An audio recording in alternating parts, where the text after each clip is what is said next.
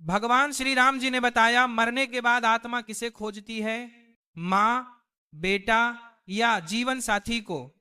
भक्तों, गरुड़ पुराण का रहस्य जान लो, मोक्ष मिल जाएगा। भक्तों, एक बार भगवान श्री राम जी और माता सीता जी अपने 14 वर्षों के वनवास के दौरान चित्रकूट में अपनी कुटिया में आराम कर रहे थे। उसी समय मरने के बाद आत्मा किसे खोजती है, इस विषय में दोनों के बीच एक गढ़ संवाद हुआ। बातचीत करते करते माता सीता जी भगवान श्री राम जी से कहती हैं, हे प्रभु, मरने के बाद आत्मा किसे खोजती है, अपनी मां को, बेटे को या फिर अपने जीवन साथी को। तब भगवान श्री राम जी कहते हैं, हे देवी सीते, आपने यह प्रश्न पूछकर समस्त मनुष्य जाति का कल्याण कर दिया है। मैं आपको इस प्रश्न का उत्तर एक अत्यंत ही कल्याणकारी कथा के माध्यम से देने जा रहा हूं।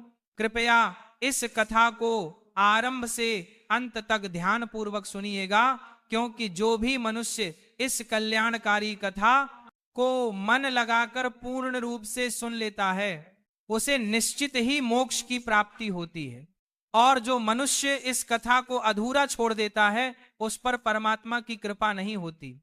तब माता सीता जी कहती है, हे प्रभु, आप मुझ पर विश्वास कीजिए, मैं इस कथा को आरंभ से अंत तक ध्यान पूर्वक सुनूंगी और जन जन तक इसे पहुंचाने का संकल्प भी करूंगी। तब भगवान श्री राम जी कथा आरंभ करते हुए कहते हैं, हे देवी सीते, क्या मरने के बाद आत्मा फिर से अपने घर लौट कर आती है? यह प्रश्न जितना सरल प्रतीत होता है, इसका उत्तर उतना ही रहस्यमय और गहराई से भरा हुआ है।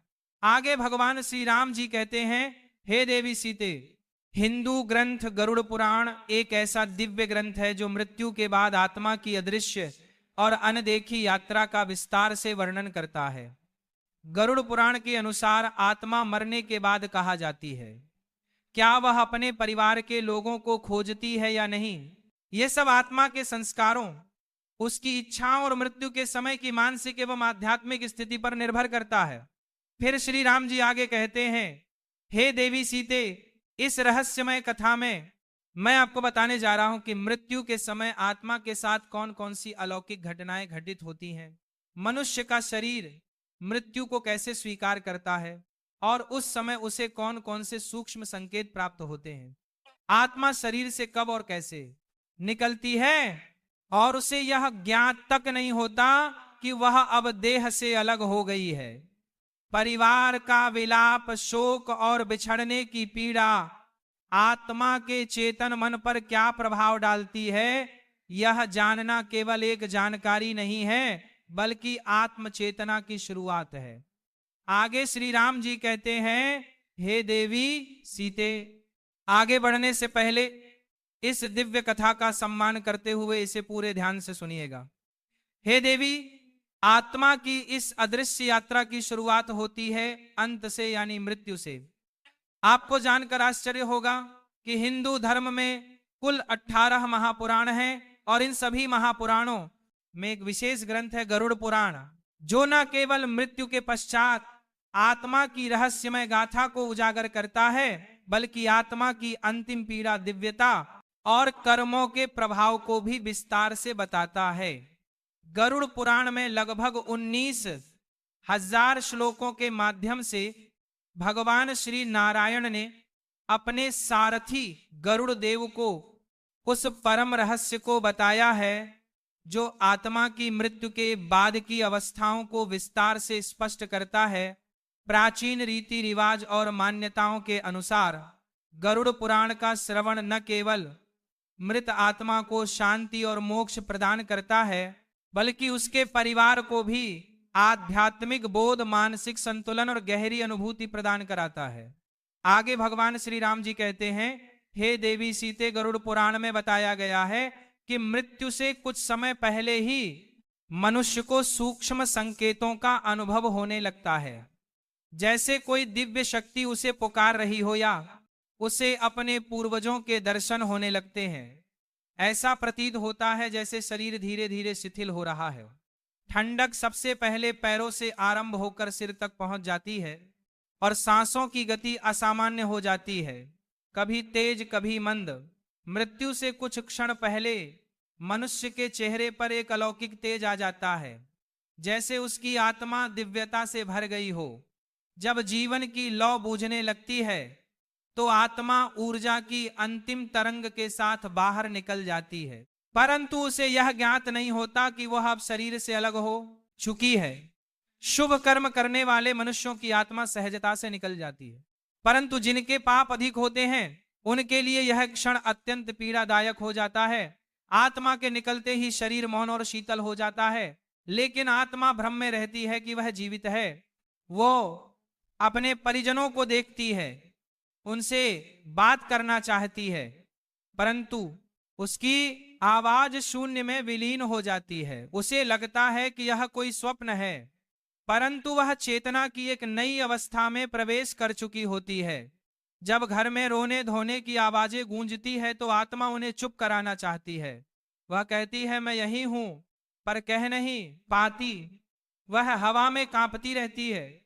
कुछ आत्माएं बेचैन होकर हवाओं को हिलाने लगती हैं, दरवाजे खटखटाने लगते हैं और आत्मा परिवार के स्वप्नों में उतर आती है, एक संदेश देने के लिए, एक आस देने के लिए कि मैं अपने परिजनों को शांति दे रही हूं। यह रहस्य ना केवल मृत्यु का है बल्कि जीवन के गहन अर्थ का भी संकेत देता है। आगे भगवान श्री राम जी कहते हैं, हे देवी सीते, अब मैं आपको बता रहा हूं कि मृत्यु के देवता यमदूत कब और कैसे आते हैं। आत्मा मृत्यु के कुछ समय बाद एक नई हलचल को महसूस करती है। अचानक उसे एहसास होता है कि कोई अदृश्य दृष्टि से परे शक्तियां मेरे समीप आ रही हैं। यदि आत्मा पुण्यवान होती है तो उज्जवल तेजों में देवदूत उसे सम्मान पूर्वक स्वर्ग की ओर लेकर जाते हैं, लेकिन यदि किसी मनुष्य के कर्म अंधकार में रहते हैं तो भयंकर यमदूत आते हैं और उसे पकड़कर मारते हुए चीखों और भय के मध्य नरक की दिशा में ले जाते हैं। लेकिन यह यात्रा यही समाप्त नहीं होती। सबसे पहले आत्मा को उसके संपूर्ण जीवन का दर्पण दिखाया जाता है। हर पुण्य कर्म उसकी चेतना में संतोष और प्रकाश सुख की लौ जगा देता है, वहीं हर पाप कर्म उसे डर, पश्चाताप और दुख से भर देता है। और यमदूत धीरे से कहते हैं, अब तुम्हारा समय इस लोक में समाप्त हुआ। आगे भगवान श्री राम जी कहते हैं, हे देवी सीते, अब मैं आपको वह रहस्य बता रहा हूं जो आत्मा मृत्यु के बाद 13 दिनों तक अनुभव करती है। गरुड़ पुराण बताता है कि आत्मा मृत्यु के बाद भी 13 दिनों तक इसी लोक में रहती है, परंतु वह स्थिति सामान्य नहीं होती। वह एक गहन और अदृश्य यात्रा का आरंभ होती है। पहले 3 दिन भ्रम, मोह और अज्ञान का समय होता है। आत्मा अपनी मृत्यु को स्वीकार नहीं करती, वह घर में ही भटकती रहती है। अपने परिवार के लोगों से बात करना चाहती है, पर उसकी आवाज कोई सुन नहीं सकता। यदि मृत्यु दुखद या हिंसक होती है तो आत्मा बेचैनी, दर्द और उलझन में फंस जाती है। चौथे दिन से 9 दिन तक आत्मा को धीरे धीरे सत्य का ज्ञान होने लगता है। उसे महसूस होता है कि मैं अब शरीर का हिस्सा नहीं हूं। यदि परिवार द्वारा धार्मिक विधि विधान अनुसार क्रियाएं की गई होती है तो आत्मा को थोड़ी राहत मिलती है, लेकिन जिनकी इच्छाएं अधूरी रह जाती है उनकी आत्मा अशांत, दुखी और अस्थिर रहती है। गौ से तेव दिन तक आत्मा के लिए विदाई का समय आता है। पिंडदान और श्राद्ध उसके अगले लोक के द्वार खोलते हैं। जिसने अपने जीवन में धर्म और पुण्य कमाया होता है उसे देवदूत स्वर्ग की ओर लेकर जाते हैं, जबकि जिसने पापों का बोझ संचित किया होता है उसे यमदूत नरक की ओर लेकर जाते हैं। आगे भगवान श्री राम जी कहते हैं, हे देवी सीते, अब मैं आपको बता रहा हूं कि आत्मा कैसे देती है संकेत। जब कोई आत्मा मोह में बंधी होती है तो वह रहस्यमय इशारे छोड़ती है, जैसे स्वप्नों में आना, घर में अदृश्य सुगंध फैलना, बिजली का अपने आप जलना बुझना, अचानक ठंडी हवा का बहना। यह सब आत्मा की मौन पुकारे होती है। गरुड़ पुराण बताता है कि मृत्यु के बाद आत्मा स्थूल शरीर को छोड़ देती है, लेकिन उसकी चेतना बनी रहती है।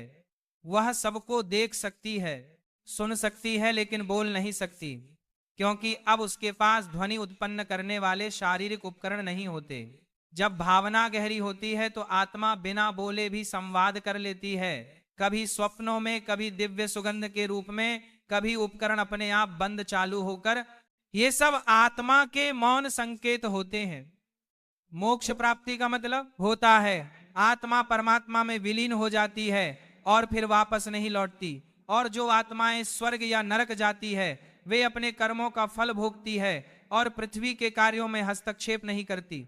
परंतु जो आत्माएं अधूरी इच्छाओं के कारण भटक रही होती हैं वे कभी कभी संकेत देकर सहायता की कामना करती हैं। गरुड़ पुराण बताता है पूर्वजों की आत्माएं पितृक में निवास करती हैं और जब उनके वंशज श्रद्धा से तर्पण या श्राद्ध करते हैं तो वे प्रसन्न होकर आशीर्वाद देते हैं। यदि परिवार पर कोई संकट आने वाला होता है तो पितरों की आत्माएं संकेत देती हैं, कभी स्वप्न में, कभी अंतर्मन में। यदि किसी दिवंगत आत्मा का बार बार स्वप्न में आना हो तो यह समझना चाहिए कि वह कोई संदेश देना चाहती है। गरुड़ पुराण बताता है कि यह स्वप्न केवल संयोग नहीं बल्कि सूक्ष्म संदेश होते हैं। बहुत से लोग बताते हैं कि अचानक किसी दुर्घटना से बच गए हैं या कोई अदृश्य शक्ति उनके साथ थी, या शक्ति संभवत उनके पूर्वजों की आत्मा होती है जो संकट के समय उनकी रक्षा करती है। जब घर में श्राद्ध, पिंडदान या धार्मिक पाठ होता है तो आत्माएं प्रसन्न होकर उस घर में सकारात्मक ऊर्जा भर देती हैं जो परिवार को मानसिक शांति, सुरक्षा और समृद्धि प्रदान करती है। आत्माएं कभी स्वप्न, कभी विचार, कभी आभास के माध्यम से लोगों के निर्णयों को प्रभावित करती हैं। आगे भगवान श्री राम जी कहते हैं, हे देवी सीते, यह एक सूक्ष्म संवाद होता है जिसमें प्रेम, चेतावनी और आशीर्वाद छिपे होते हैं। आत्माओं को प्रसन्न करने के लिए लोगों को प्रत्येक वर्ष श्रद्धा और पिंडदान करना चाहिए। गरुड़ पुराण, पितृ स्तोत्र और महामृत्युंजय मंत्र का पाठ करना चाहिए। जरूरतमंदों को भोजन और दान देना चाहिए। इससे पितृ आत्माएं प्रसन्न होती हैं और प्रियजनों की रक्षा करती हैं। परंतु जो आत्माएं अधूरी इच्छाओं में बंधी होती हैं वे कभी कभी खतरनाक भी बन जाती हैं। इसलिए उन्हें शांति देने के लिए विशेष पूजा पाठ, दान और मंत्र जाप आवश्यक होता है। आगे भगवान श्री राम जी कहते हैं, हे देवी सीते, क्या कभी आपको लगा है कि जब जीवन में सब कुछ डगमगा रहा होता है तो कोई अदृश्य शक्ति आपका मार्गदर्शन कर रही होती है? वह शक्ति कोई और नहीं बल्कि कभी आपके पूर्वजों की आत्मा, कभी परमात्मा का संकेत और कभी आपके पुण्य कर्मों की छाया होती है। आगे भगवान श्री राम जी कहते हैं, हे देवी सीते, अब मैं आपको बता रहा हूं कि मृत्यु के बाद आत्मा किसे खोजती है, अपनी मां को, अपने बच्चे को, अपने पति को या अपनी पत्नी को। यह सवाल जितना भावनात्मक है उतना ही गढ़ भी है। इसका उत्तर गरुड़ पुराण, ब्रह्मा वैवर्त पुराण और आत्म जागरण से जुड़ी संत वाणी में विस्तार से मिलता है। एक आत्मा सबसे पहले उस संबंध को खोजती है जिससे उसका मोह सबसे गहरा होता है। यदि मां के प्रति अत्यंत मोह था तो आत्मा मां को खोजती रहती है। यदि संतान के प्रति लगाव अधूरा रहा था तो आत्मा बच्चे के आसपास भटकती है। यदि पति या पत्नी के साथ प्रेम अधूरा रह गया तो आत्मा जीवन साथी को खोजती रहती है। इस प्रकार आत्मा भावना की तरंगों से खींचती है, रिश्ते की परिभाषा से नहीं। मृत्यु के बाद आत्मा का कोई नाम नहीं होता, वह केवल भावनाओं और संस्कारों की ऊर्जा होती है। वह उसी परिवार को खोजती है जिसमें उसका मोह, संकल्प या अधूरी बात शेष रहती है। भगवान श्री राम जी कहते हैं, हे देवी सीते, अब मैं आपको एक उदाहरण से समझाता हूं। एक मां जो अपने बच्चे को छोड़कर गई थी, वह आत्मा बार बार स्वप्न में आती है। एक पत्नी जो पति की सेवा करना चाहती थी पर असमय मृत्यु हो गई, वह आत्मा पति की पीड़ा को महसूस करती है। एक वृद्ध जिसे जीवन भर मां की ममता की तलाश रही, वह आत्मा मरने के बाद भी अपनी मां को खोजती है। इस प्रकार आत्मा मां, बेटा, पति या पत्नी जिसमें सबसे अधिक प्रेम, पीड़ा या अधूरी भावना जुड़ी होती है उसे खोजती है। भावनाएं जहां गहरी होती हैं आत्मा वहीं खींचती है। अंत में भगवान श्री राम जी कहते हैं, हे देवी सीते, यदि आज की यह रहस्यमय मृत आत्मा की यात्रा आपके हृदय को स्पर्श कर गई है तो कृपया इस जानकारी को श्रद्धा रूप में अपने परिवार व मित्रों संग साझा करें।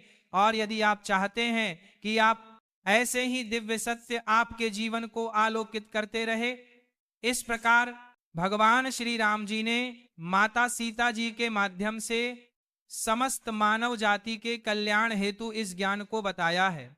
आत्मा के इस रहस्य को जो भी जान लेता है उसे मोक्ष की प्राप्ति संभव है। आशा करता हूं कि आपको यह कथा अच्छी लगी होगी। तो भक्तों, इसी के साथ यह कथा समाप्त होती है। बोलो राधे राधे।